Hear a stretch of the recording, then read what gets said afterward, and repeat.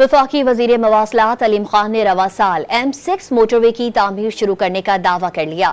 Senate में इजहार ख्याल करते हुए कहा कि जो जमात बरसर इख्तिदार रही वो M6 ना बनाने की जिम्मेदार है। पीपल्स पार्टी अरकान सेनेट के एहतजाज पर अलीम खान ने कहा कि पीपल्स पार्टी की हुकूमत को ये मोटरवे जरूर बनानी चाहिए थी।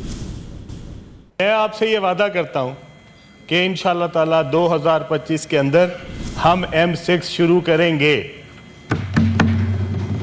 और मैं आपसे ये भी वादा करता हूँ कि ये M6 सिर्फ सक्खर से हैदराबाद तक नहीं होगी, बल्कि हम इसको सक्खर से लेके और कराची तक लेके जाएंगे।